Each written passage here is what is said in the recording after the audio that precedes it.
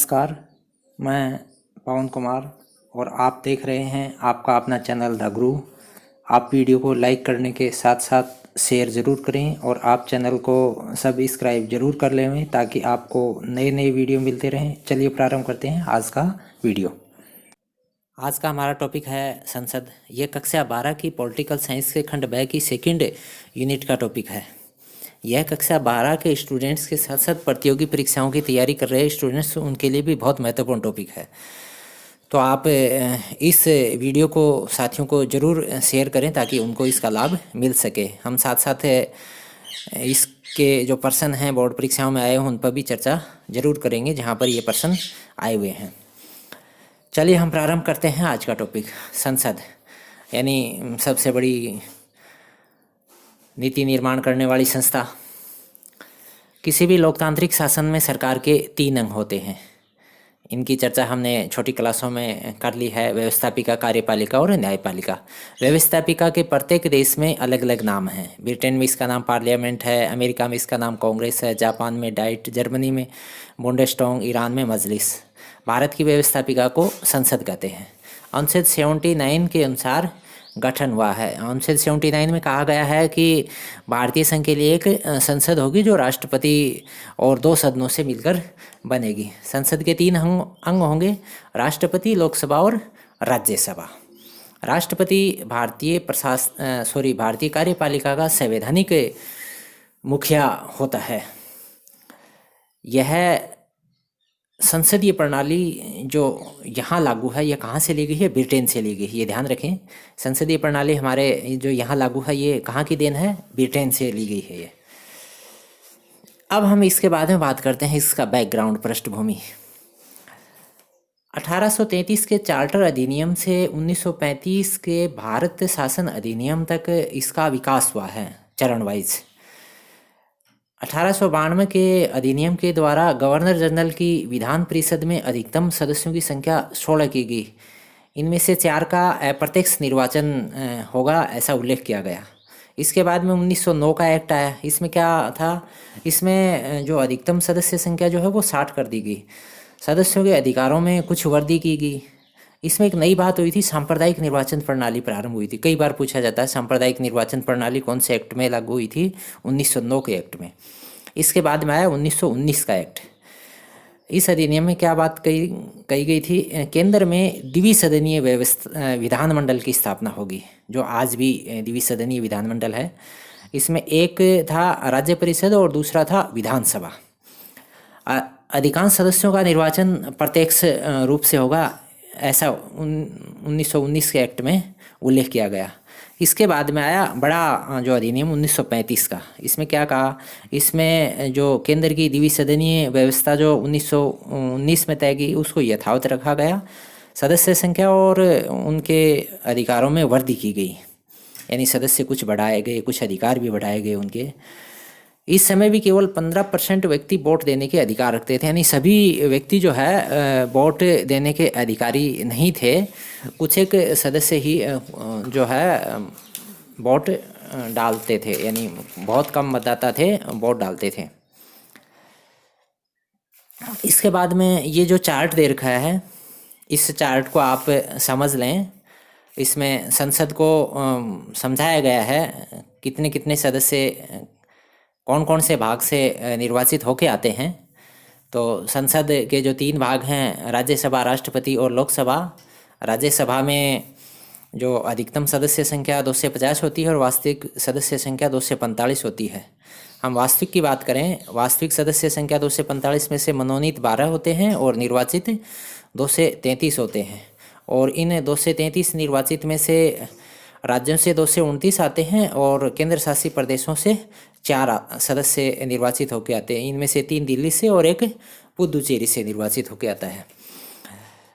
लोकसभा की बात करें तो लोकसभा में अधिकतम सदस्य संख्या 552 हो सकती है और वास्तविक सदस्य संख्या वर्तमान में 545। हम वास्तविक की बात करें, इनमें निर्वाचित जो सदस्य संख्या है और मनोनीत सदस्य संख्या, इसको फिर 2 भागों में बांट दिया गया है। मनोनीत की बात करें तो इसमें 2 एंग्लो इंडियन ये राष्ट्रपति मनोनीत कर सकता है। और निर्वाचित सदस्य संख्या है इसमें 530 राज्य से और केंद्र शासित प्रदेशों से 13, दिल्ली से 7 और अन्य से 6 सदस्य। यहाँ पर एक बात मैं आपको स्पष्ट कर दूँ, वर्तमान में जम्मू कश्मीर जो पहले राज्य था, अब इसको राज्य का दर्जा हटा के केंद्र शासित प्रदेश कर दिया गया है। उनका इसमें उल्लेख नहीं किया गया है, यानी हमने जम्मू कश्मीर को एक राज्य के रूप में मानते हुए ही वर्तमान में जो डाटा इसमें ऐड किए हुए हैं। तो जम्मू कश्मीर की राज्यसभा की 4 सीटें और लोकसभा की 6 सीटें इनमें राज्य की श्रेणी के हिसाब से श्रेणीबद्ध किया गया। इसका अलग से नोटिफिकेशन जो है सीटों का बंटवारे का जब प्राप्त होगा तब हम संशोधन करके आगे अन्य किसी वीडियो में इसको डाल देंगे। अब हम बात करते हैं संसद सदस्य होने की योग्यताएं और निर्योग्यताएं। ये बहुत ही अच्छा प्रश्न है, आज तक परीक्षाओं में नहीं पूछा गया है, बोर्ड की परीक्षाओं में, तो ध्यान रखें इस प्रश्न को। संविधान में निम्नलिखित योग्यताओं का उल्लेख किया गया है। पहली बात, वह भारतीय नागरिक हो। आयु का बात है तो राज्यसभा सदस्य के लिए न्यूनतम आयु 30 वर्ष और लोकसभा सदस्य के लिए न्यूनतम आयु 25 वर्ष निर्धारित है। संसद द्वारा निर्धारित अन्य जो भी योग्यताएं हो, जो भी वो निर्धारित करे वो वह रखता हो। वह विकृत चित्त या अनुन्मोचित दिवालिया यानी पागल और दिवालिया न हो, ये भी बिंदु है। यदि कोई व्यक्ति 2 स्थानों से निर्वाचित हो जाता है तो 1 माह के भीतर उसे 1 स्थान रिक्त करना होता है। वो चुनाव लड़ सकता है, लेकिन उसके बाद में अगर दोनों स्थानों से वह विजयी हो जाता है तो 1 स्थान उसे 1 माह के अंदर रिक्त करना होता है। लोकसभा और राज्यसभा का एक साथ सदस्य नहीं हो सकता है, ये भी ध्यान रखें। चुनाव में चुनावी अपराध और भ्रष्ट आचरण का दोषी सिद्ध होने पर सदस्यता से बर्खास्त किया जा सकता है, बर्खास्त कर दिया जाता है। 10वीं अनुसूची, ये बाद में डाली गई है। 10वीं अनुसूची के अनुसार कोई सदस्य दल बदल का दोषी पाया जाता है तो भी सदस्यता से बर्खास्त कर दिया जाता है। अब हम बात करते हैं शपथ की। सांसद यानी जिसे हम एमपी बोलते हैं, ये राष्ट्रपति के सम्मुख शपथ लेते हैं, या राष्ट्रपति जिसे मनोनीत करे दूसरे किसी व्यक्ति को अपने स्थान पर, उसके सम्मुख ये शपथ लेते हैं। इसके बाद में बात करते हैं हम संसद के 70 सेशंस ऑफ पार्लियामेंट। अनुच्छेद 85 में संसद सत्र, सत्रावसान और विघटन की चर्चा की गई है। ये अनुच्छेद आप ध्यान रखेंगे।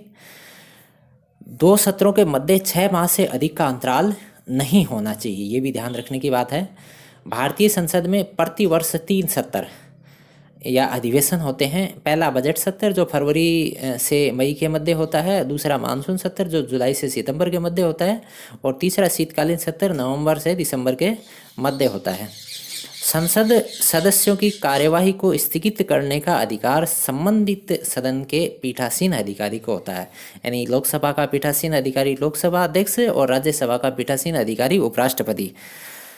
सत्र बुलाने, सत्रावसान और विघटन का अधिकार किसे होता है? राष्ट्रपति के पास होता है, ध्यान रखना। ये स्थगित करना का अधिकार तो होता है पीठासीन अधिकारी को, और सत्र बुलाने, सत्रावसान और विघटन का अधिकार किसके पास है? राष्ट्रपति के पास है। इसके बाद में हम बात करते हैं गणपूर्ति यानी कोरम की। ये प्रश्न जो है ये भी एक बार बोर्ड की परीक्षा में आया हुआ है। 2018 सप्लीमेंट्री में ये प्रश्न आया है कि कोरम क्या है, गणपूर्ति क्या है। कोरम क्या है? वह न्यूनतम सदस्य संख्या जिसकी उपस्थिति से सदस्यों की कार्यवाही को वैधानिकता प्राप्त हो जाती है। यानी अगर उतने सदस्य उपस्थित हैं तो कार्रवाई जारी रखी जा सकती है, वरना जो है सदन की कार्यवाही को स्थगित कर दिया जाता है। यह प्रत्येक सदन में पीठासीन अधिकारी सहित सदन की कुल सदस्य संख्या का 1/10वां भाग होता है। ध्यान रखें, कौन सा? 10वां भाग होता है। लोकसभा की कार्यवाही हेतु कम से कम 55 सदस्य, यानी ये कुल 545 का 10वां भाग हो गया। और राज्यसभा की कार्यवाही हेतु कम से कम 25 सदस्य, यानी कुल 245 का 10वां भाग हो गया। यानी इतने सदस्य होना जरूरी है। अब हम बात करते हैं संसद में भाषा।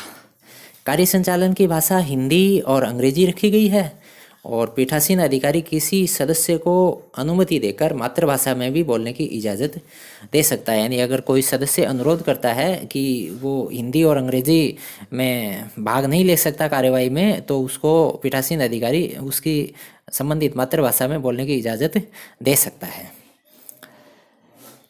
इसके बाद में यहाँ पर एक व्यक्ति है महान्यायवादी, बहुत बड़ा प्रशासनिक और संवैधानिक पदवी वाला व्यक्ति है, तो उसका भी उल्लेख करें। मंत्री और महान्यायवादी के संसद में अधिकार।